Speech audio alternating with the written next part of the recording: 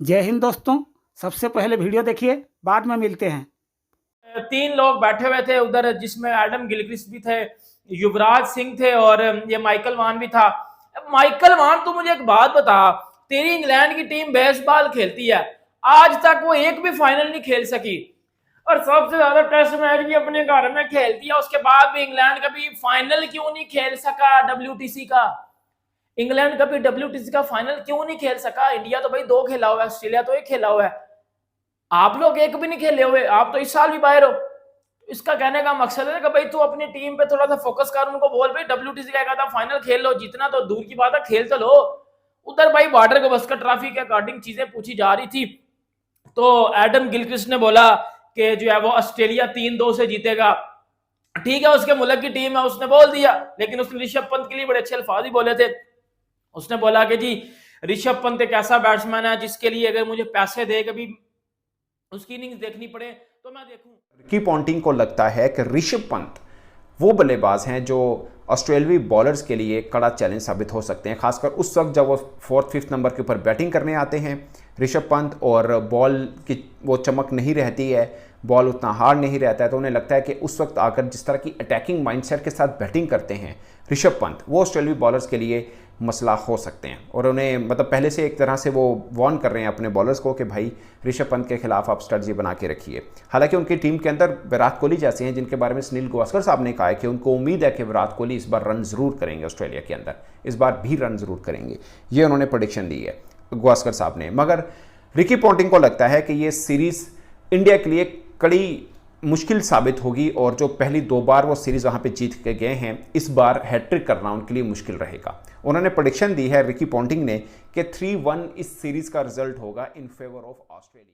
रोहित शर्मा का वो बेबी तो हो गया, बट उन्होंने फिर भी BCCI को बोला कि मैं कुछ और दिन बिताना चाहता हूं, तो समझे वो फिर भी रूल आउट हो गए। लोग तो दुआएं कर रहे थे हो जाए, जल्दी हो जाए, वो चला जाए, वो आउट हो गया, बट रोहित शर्मा ने फिर भी रिलक्टेंसी दिखा दी। अब जहां टीम इंडिया के लिए जो मसले आए कि ऊपर से शुभमन गिल इंजर्ड हो गया, वो नेले पे दिल हो गया। शुभमन गिल के इंजर्ड होने के बाद नेले पे दिल ये हुआ है कि स्लिप में फील्डिंग करते हुए सरफराज भी इंजर्ड हो गया।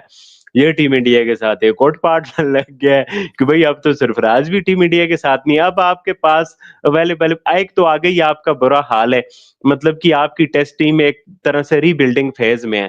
पुजारा और रेहाने के बाद वो आप यंगस्टर ही हैं। आप शुभमन गिल को देखें, आप जासवाल को देखें, आप जुरेल को देखें, आप देखें, बट वो एक तरह से रीबिल्डिंग फेज ही है। और टेस्ट में ये 3-4 बैट्समैन अगर टॉप 6 में आपके हों और सीनियर्स की परफॉर्मेंस ना हो, उनका कैरियर दाव पे लगो, तो आपकी टीम को बहुत ज्यादा मसले मसाइल होते हैं। याद है आपको गौतम गंभीर के बारे में मैंने एक बात बोली थी कि मुझे नहीं लगता कि गौतम गंभीर की वजह से जो इंडिया की टीम है उसकी जो परफॉर्मेंसेज हैं वो इतनी अच्छी नहीं रहेंगी, और टीम शायद कहीं हारने लग जाए।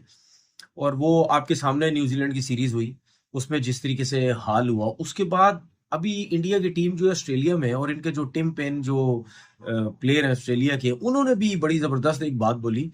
क्योंकि मेरी बात तो लोगों को जाहिर बात समझ नहीं आती, वो तपते हैं, कहते हैं जी इंडिया के अगेंस्ट बात करता है।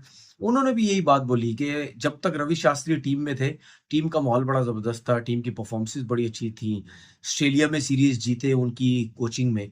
तो उनको शायद ये लग रहा है कि गौतम गंभीर जैसा प्लेयर जो इतना सख्त और ना हंसता है, ना खेलता है, ना कुछ करता है, और जिस तरह टीम का माहौल है, उनको शायद ये लगता है कि ऑस्ट्रेलिया में जो है वो इंडिया की जो परफॉर्मेंसेस हैं वो बहुत बुरी रहेंगी। इंडिया और ऑस्ट्रेलिया की टीम में आपस में जो है आपको मैदान में लड़ती हुई नजर आएंगी, और जो एक बड़ी राइवलरी जो है जन्म ले चुकी है इंडिया और ऑस्ट्रेलिया के दरमियान। लेकिन साथ में ऑस्ट्रेलिया के जो कैप्टन है पैट कमिंस, वो जो है रुकने का नाम नहीं ले रहे हैं। उन्होंने एक बात बोली है जिससे कहीं ना कहीं अंदाजा होता है कि पैट कमिंस बहुत ज्यादा ओवर कॉन्फिडेंट है भाई, और साथ में जो उसने इंडिया की इंसल्ट किया है, इंडिया के जो प्लेयर्स है ना उनकी इंसल्ट की है। देखो बाबर आजम भी जिम्बाब्वे के अगेंस्ट मौजूद नहीं है, आपको पता है कि वो रन्स करते हैं तो भी जो वो उनके ज्यादा उनके लिए मसला हो जाता है जब वो जिम्बाब्वे के अगेंस्ट रन्स करते हैं। पूरा सोशल मीडिया जो है वो जिम्बाब्वे तो पता नहीं क्या क्या चीजों से भरता है, फिर उसके बाद जब रन्स नहीं करते हैं तो भी मसला हो जाता है कि जिम्बाब्वे के अगेंस्ट इसने जो है रन्स नहीं किए। तो बहुत अच्छा ये स्ट्रेटजी अपनाई है कि जिम्बाब्वे के अगेंस्ट बाबर आजम को भेजा ही नहीं है। चलो निकलो शाबाश, जितने ट्रोलर है उनकी छुट्टी हो गई है इस कहानी में। कि इंडिया की जो ब्लाइंड टीम है उनका भी जो वीजा है, एनओसी जो उनको मिलना था वो रिजेक्ट कर दिया गया। जो उन्होंने T20 वर्ल्ड कप में जो है शिरकत करनी थी, अब वो शिरकत नहीं कर पा रहे हैं क्योंकि मीडिया में इतनी बड़ी हाइप बन गई थी कि देखो ब्लाइंड टीम भेज देते हैं, कबड्डी टीम भेज देते हैं, मेन टीम नहीं भेज रहे। लिहाजा उन्होंने अपना जो केस है उसको मजीद मजबूत करने के लिए अब ब्लाइंड टीम को भी रिजेक्ट कर दिया। राहुल द्रविड़ ने अपनी बात में बात बोल दी है कि याद आएगी, मेरी भी आएगी और पुजारा की भी आएगी। सच तो यह है, बाकी उसने किस वे में कहा मैंने ना वीडियो देखी है ना पढ़ा है, लेकिन याद तो आएगी। अगर गंभीर नंबर 3 पे विराट को खिलाता है तो नहीं खिलाना चाहिए उसको। 4, 5, 6 आपके नंबर ऐसे होने चाहिए जो टैकल करें, सेट करें, सेशन टू सेशन खेलें, क्योंकि उनकी फास्ट बॉलिंग बहुत अच्छी है। मिचेल स्टार्क हो गया, कमिंस, हेजलवुड, जो उसकी लाइन है ना, उसके लिए वो बैटर चाहिए जो प्रॉपर टेस्ट मैच खेले। ये नहीं कि जबरदस्ती शॉट मार दे ना। माना फेवरेट ऑस्ट्रेलिया ही होगा पर्थ में। उन्होंने बोला कि 5 टेस्ट मैचेस की सीरीज है, हो सकता है कहीं एक पर एक मैच इंडिया जीत सकता है, मगर इस बार अगर पलड़ा देखा जाए तो ऑस्ट्रेलियाई टीम का भारी है। ये रिकी पॉन्टिंग ने बोला। उन्होंने बोला कि उनके मुताबिक भारी है और उसकी वजह उन्होंने बताई है, खास वजह। उन्होंने बोला कि इंडिया की टीम के बैटर्स ज़बरदस्त हैं और बैटिंग पॉइंट ऑफ व्यू से उनको कोई फिक्र नहीं है, ना ही कोई मसला है।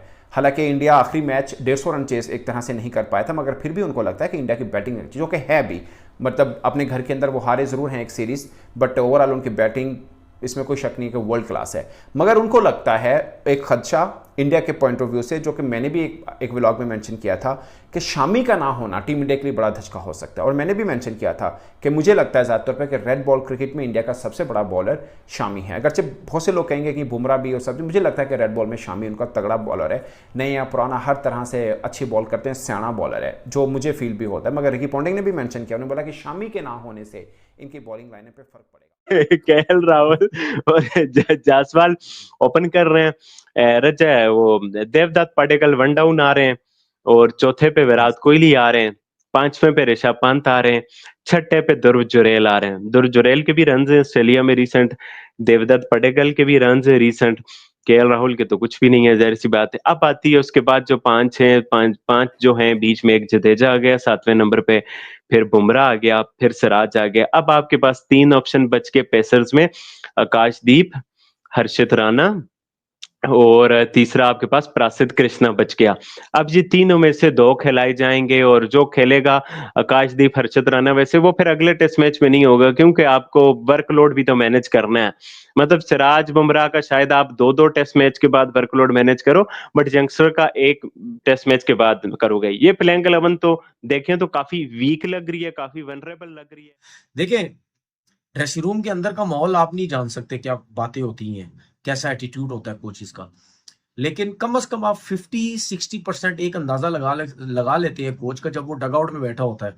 वो टीम अगर जीत रही है या हार रही है, उसकी फेस एक्सप्रेशन से आइडिया होता है कि वो उसके क्या हालात चल रहे हैं। तो वो गौतम गंभीर का एक आइडिया हो जाता है जब टीम जो है हार रही होती है या उनकी परफॉर्मेंसेस नहीं होती हैं या कोई बैड शॉट लगा के आता है, उससे आइडिया होता है कि यार लगता है ये जो है ना, ये अब पता नहीं तिया पांचा करने वाला सबका। और स्पेशली आपको पता है विराट कोहली हो गए, इनके साथ जो आईपीएल में भी जिस तरीके से इनकी लड़ाई झगड़े हुए थे, तो वो कहीं ना कहीं वो चीजें भी आपकी दिलो दिमाग में रहती हैं।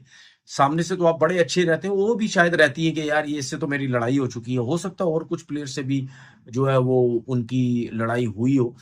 तो लेकिन बात ये है कि मैं अभी भी समझता हूँ जैसा कोच जो है ना, वो टीम में बिल्कुल नहीं होना चाहिए। और उनसे पूछा गया तो उन्होंने कहा नो वन, कोई भी नहीं। वो कहते हैं कि कोई भी इंडिया की इस मौजूदा टीम में ऐसा प्लेयर नहीं है जो ऑस्ट्रेलिया की टीम में खेलना डिजर्व करता है, या जिससे हम ऑस्ट्रेलिया की टीम में खिलाना चाहें, या वो अगर ऑस्ट्रेलिया की टीम में होता तो बेहतर होता। यानी कि पैट कमिंस ने वो वाला काम किया, वो जो गौतम गंभीर हमेशा नहीं करते होते हैं। गौतम गंभीर एक बात के लिए बड़े फेमस है कि कोई कुछ भी सोच रहा हो ना, 4 लोगों से आप सवाल पूछेंगे, गौतम गंभीर का कुछ अलग ही जवाब होगा, ठीक है। तो इसी तरह से जो आपने कभी सोचा भी नहीं होगा। अब पैट कमिंस भी किसी प्लेयर का नाम ले सकते थे, लेकिन पैट कमिंस ने या तो जानबूझ के जो है नाम ही नहीं लिया किसी का, या जो है वो पैट कमिंस ने जो है वो इंसल्ट करने की कोशिश की है।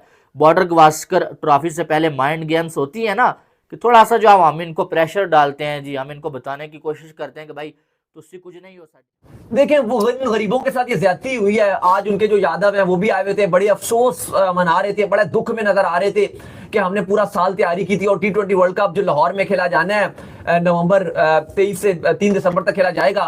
आज कल उन्होंने कहा था इंडियन टीम ने ट्रैवल होना, और अब वो कहते हैं कोई मुआवजा, ऐसा लगता है कि मुआवजा भी अब नहीं हो सकता कि हम जा सके। ऑलरेडी जो इनकी स्पोर्ट्स मिनिस्ट्री है उसने इनको इजाजत दे दी थी और आगे भेज दिया था कि जो एक्सटर्नल अफेयर है इंडिया के वो इनको इजाजत देंगे, लेकिन उन्होंने कोई जवाब ही नहीं दिया। कहा है जो स्पोर्ट्स मिनिस्ट्री है वो कह रही है कि जल्द आपको हम रिटर्न में जो है वो लिखकर भेज देंगे, लेकिन अली साहब अभी तो कुछ भी रिटर्न में लिखकर नहीं भेजा, कोई भी जवाब नहीं भेजा। अब मसला ये है कि जो इंडिया की मेंस टीम है उसका तो फिर भी कोई ना कोई जुगाड़ हो जाए, क्योंकि जिस तरह की वो उनकी बॉलिंग है और नेथन लाइन चौथी बारी के लिए, लेकिन नेथन लाइन मेरा नहीं ख्याल कि इतना ज़्यादा प्रॉब्लम करेगा इंडियन बैटर्स को।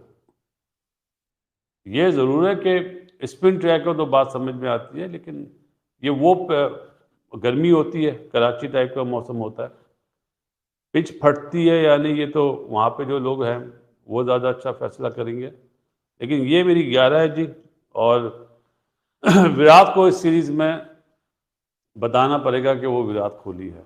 अदरवाइज जिस तरह न्यूजीलैंड के अगेंस्ट इंडिया ने परफॉर्म करा है, अगर उस तरह की परफॉर्मेंस हुई तो आवाम तो बहुत नाराज़ होगी, इंडियन आवाम। और गंभीर इस वक्त बहुत ज़्यादा उसके जो फैसले होंगे ना वो काउंट करते हैं कि वो बाहर किस तरह जंग जीतता है अपने फैसलों से।